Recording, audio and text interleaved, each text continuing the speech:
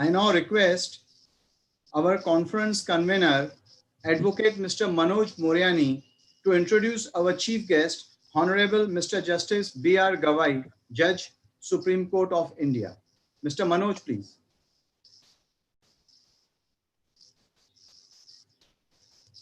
Mr. Manoj.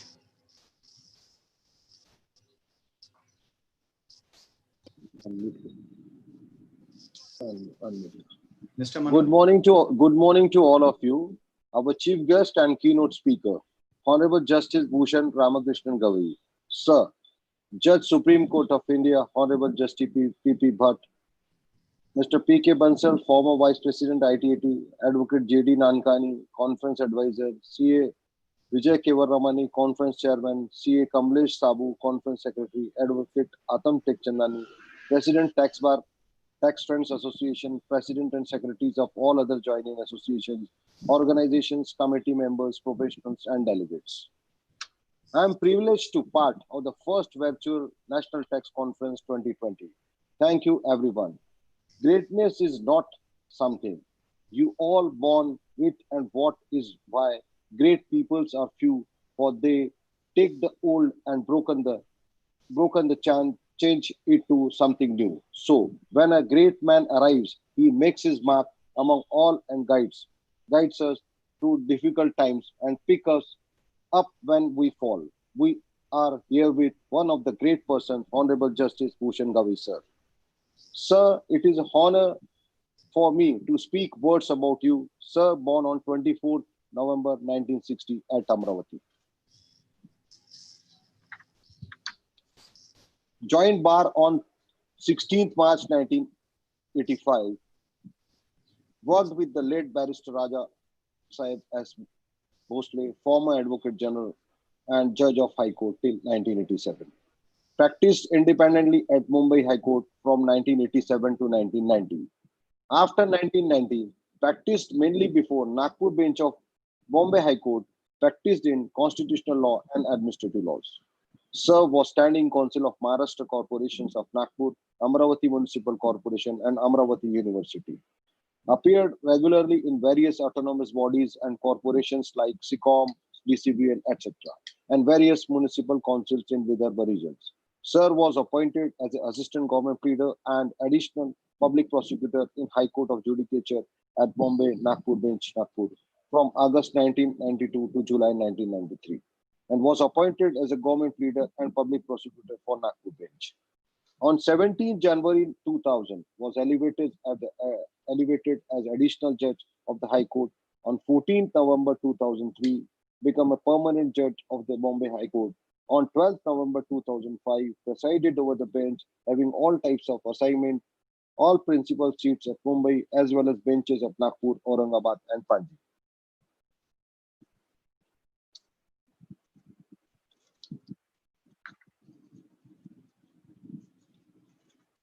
Sir, elevated as a judge of the Supreme Court of India on 24th May 2019.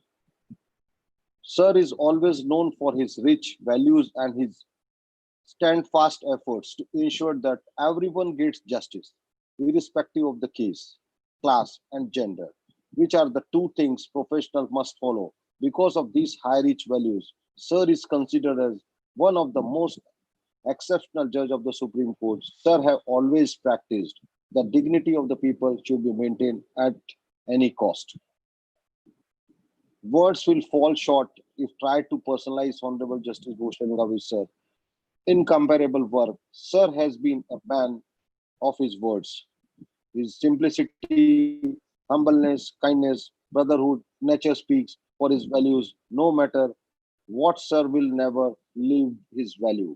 Sir, these values plays a vital role in my life too. As a professional, one of the leading case laws of the Supreme Court held by Honorable Bhushan Gavai, sir, in case of Ananda Social and Education Trust versus Commissioner of Income Tax and others, in which it was held that newly registered trust registration can only be declined if it is not contrary to the object of the trust, not otherwise. There are men and women who are beautiful by look or by body, but there are some who makes this world a better place just by being in it. We, on behalf of First Virtual National Tax Conference, once again, thank you all, sir. Thank you very much, sir. Over to Harish Bhaiya.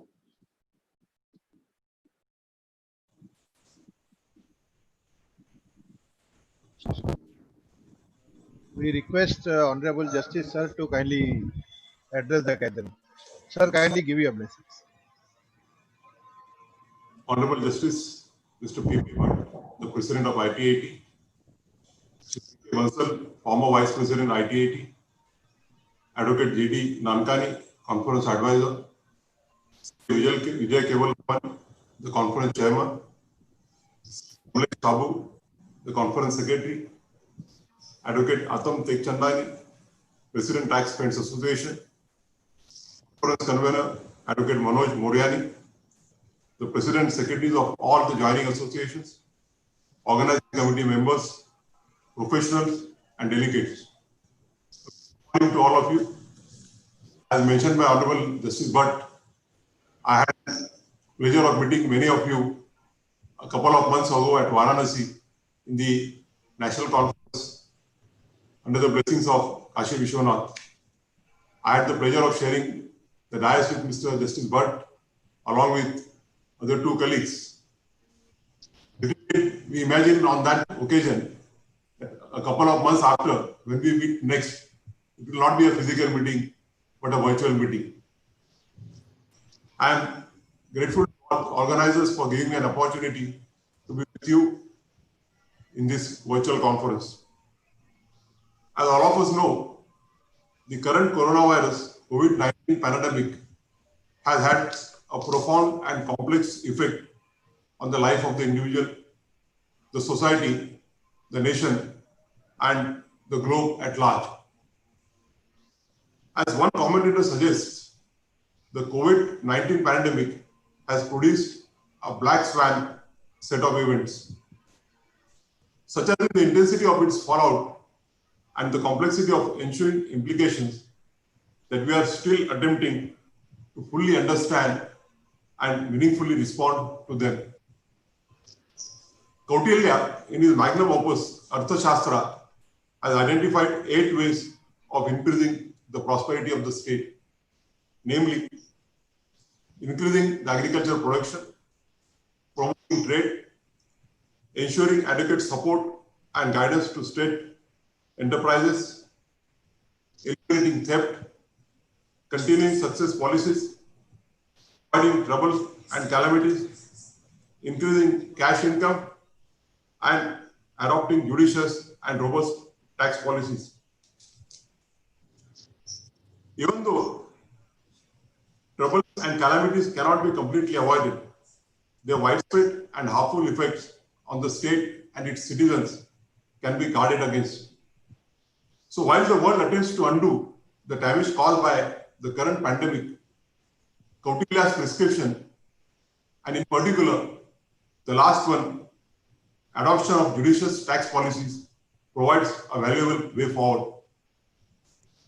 Globally, governments have enacted several relief measures in response to the economic conditions resulting from the pandemic.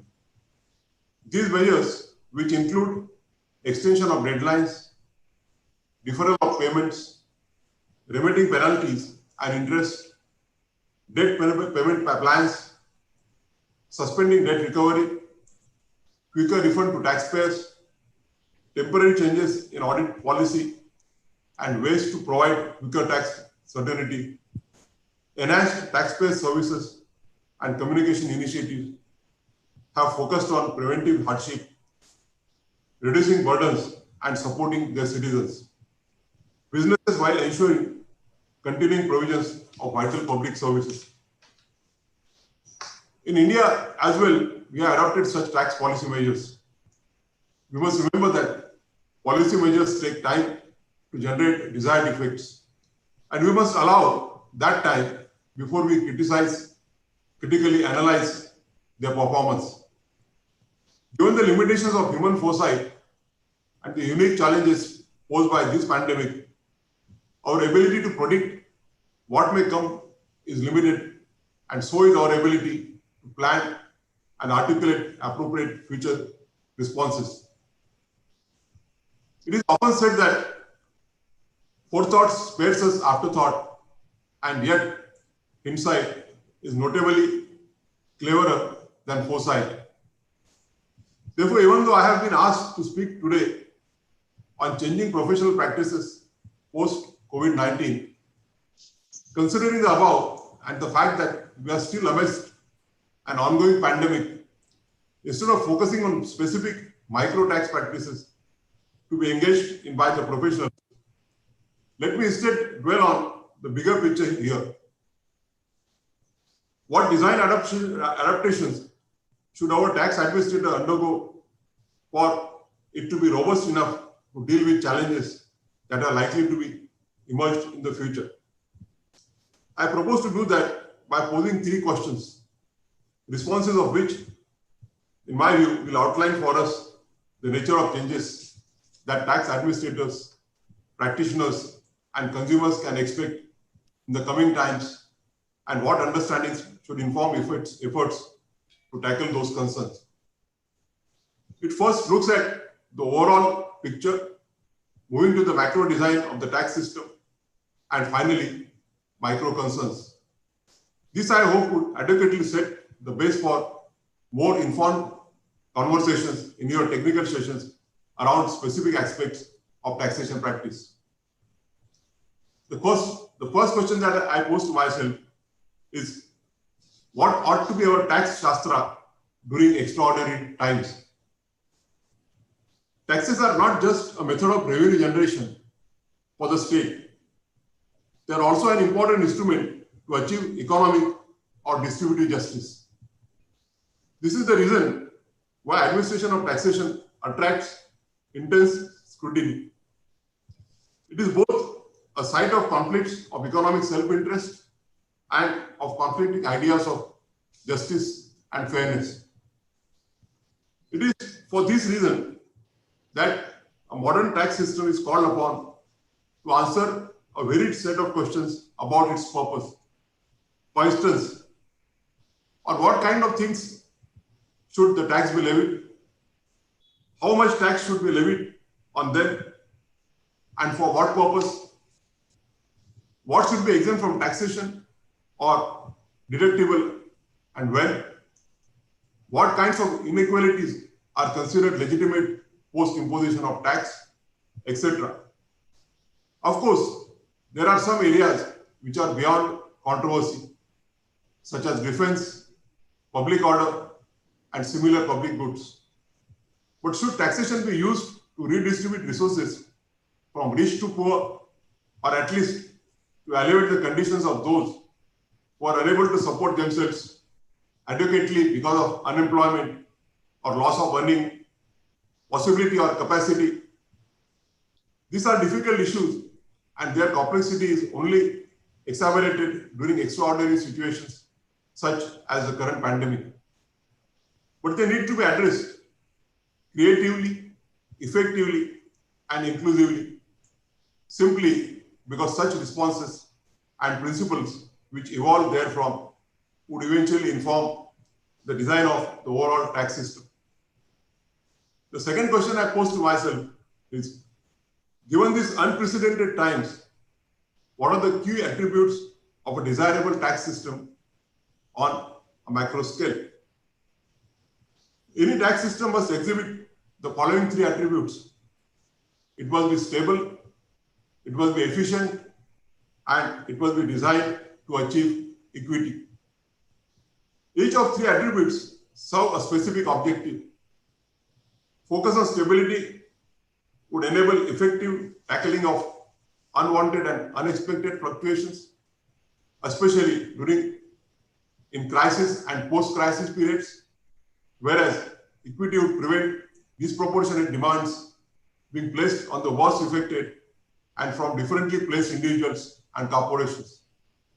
Finally, focus on the efficiency of resource allocations would minimize the tax policies that would distort relative prices across sectors and result in erroneous signals being generated by the economy. An inefficient tax structure, though might assist in raising revenue in short term, but it would impede on economic growth and lead to revenue stagnation in the medium and long term. A tax system must be, as Kautilya describes in Arthashastra, and I quote, "State tax is such we should not prove to be a burden on the subject. The king should behave like those bees which collect honey without causing harm to the trees." I unquote. Another key attribute is simplicity of the law. Often, a slew of measures is outlined to deal with the fallout of extraordinary situation. But more complex or hard to interpret a tax provision is greater the likelihood of litigation. Similarly, the more unmanageable the law, the longer the litigation process is likely to be. It is said that Albert Einstein had once jokingly remarked about his tax returns, and I quote, "This is too difficult for a mathematician. It takes a philosopher." I unquote. Therefore, it is crucial that a tax system is both straightforward and easy to interpret.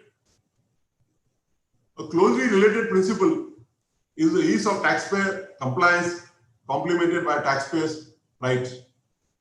I will revert to this point in little more detail later. However, a larger point to be made here is that a tax structure, that is the laws and procedure, should not adversely affect market confidence and the associated stability in business decision making, which is essential to ensure production, supply, and economic growth. Such a system would promote growth, engender trust, secure transparency, limit corruption, and encourage impartial application of law and administrative rules. The third question that I pose to myself is, as COVID continues to challenge us on a daily basis on multifarious levels, what considerations should be kept in mind while designing specific tax measures?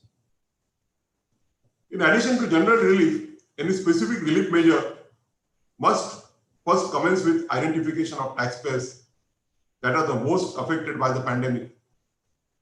Such taxpayers may be asked to actively demonstrate that their difficulties are related to the pandemic.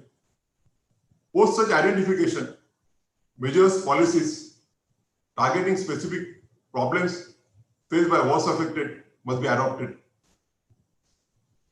This might be measures for particular sectors which are hardest hit or which are most crucial to helping mitigate the impacts of the crisis, such as the healthcare sector.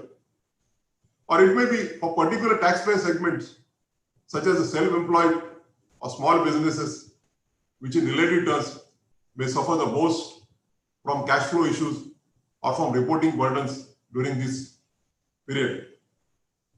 If such a course of action was adopted, then clear criteria on which such determination would happen must be provided to reduce further stresses on both taxpayers as well as the tax administrators.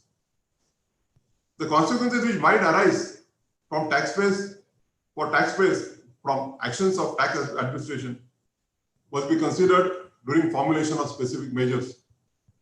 For example, decisions to defer tax reporting may have impacts on refunds. For instance, delay in refunds may compound cash flow problems. This problem might be acute in instances where there has been over withholding of tax or more advance payment than the final liability has been made. Similarly, there is often a close link between reported income in tax returns and eligibility for benefits of or availing loans. Lacking a clear picture on pending taxes would have an adverse effect on their ability to raise adequate funding. The duration of measures must also be taken into account during the formulation of relief measures. On the one hand, short-term measures may not provide the extent of certainty that some taxpayers desire. Longer-term measures, on the other hand, may make it more difficult for taxpayers to return to normal conditions if, for example, debts build up to unsustainable levels or default payments lead to severe cash flow problems at a later date, potentially causing system-wide business liquidity issues at a later time. Measures introduced to deal with exigencies are often vulnerable to fraud. For example, where someone sets up a new company with fictitious staff and seeks government support, where someone seeks to dispose of assets before debts can be collected, or in instances where deferred payments are involved, examples such as GST, input tax credit frauds. Adequate risk measures may be introduced or existing ones strengthened depending on the design of support measures. Attention must also be paid to integrate technology in a significant manner in tax administration. In the recent years, extensive investment has been made to ensure online availability and delivery of services across various taxpayer segments. Therefore, greater focus should be on understanding how various measures and other relevant information could be digitally communicated to the end user. A clarity on the above ideas would enable a more efficient, flexible, effective, and responsive tax system, which in turn would go a long way in ensuring what Kautilya had suggested, judicious and robust tax policies. However, before I conclude, let me briefly talk about three more ideas which I believe are of extreme importance. The first one being consumer focus. We all understand that these times necessitate a change in the approach of all involved. Tax practitioners play an important role, especially as a vital intermediary between the tax administration and the taxpayers. Till now, we have discussed the expectations of professionals from the existing tax administration structure. In equal measures, we also need to focus on expectations of taxpayers from practitioners. The first one is improving the services provided to taxpayers. Lowering the effective cost of compliance should be a primary concern of tax practitioners. During difficult times, a slew of new measures are often adopted by the state. It becomes ever more important for the professionals to suitably customize their services, which ensure ease of information flow about tax obligations and tax payments. It is the tax practitioners who have to understand the framework and help the consumers navigate it and assist administrators in differentiating between honest mistakes and deliberate avoidance or evasion. The second one is engaging with the customers. The tax professionals are charged with maintenance of communication between the tax administrators and its consumers. This would enable them to play a key role in identifying bottlenecks and problems with the existing tax systems and provisions.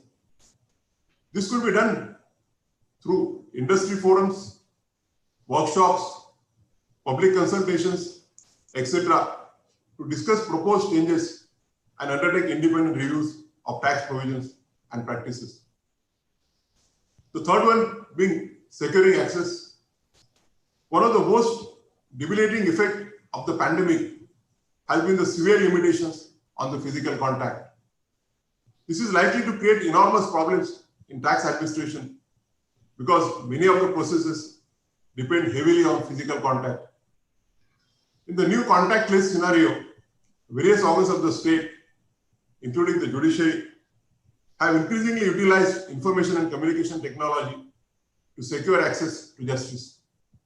In this regard, the 2019 e-assessment scheme and the Central Board of Indirect Taxes' recent decision to conduct virtual hearings are steps in the right direction. I'm happy to know, as mentioned by Justice Bhatt, that all the benches are working through virtual hearings. It's a pleasure that in such difficult times, they are working to the best of their ability and providing services to the consumers as well as the professionals. I must congratulate Mr. Bhatt and his team for this endeavor. I am also given to understand that efforts are on to automate further processes such as filing of returns, allotment of registration, issuance of refunds, etc. It is here that tax practitioners can play a crucial role. They must not only become proficient in use of technology, but also embrace such advancements to enhance taxpayers' experience. They must make it conscious part of their professional development.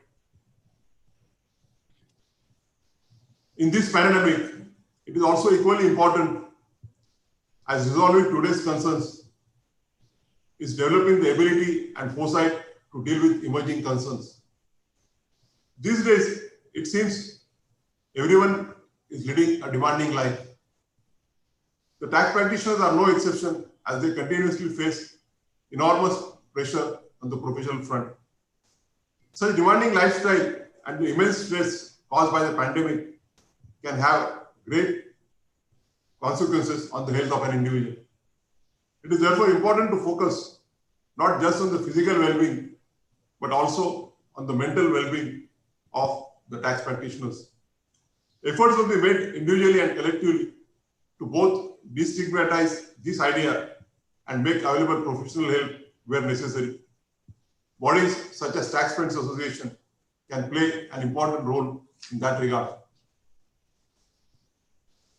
In the conclusion, I would say that the outbreak of COVID-19 and the consequent implementation of nationwide lockdown had a debilitating effect on the economy's production, consumption, and income generation capabilities.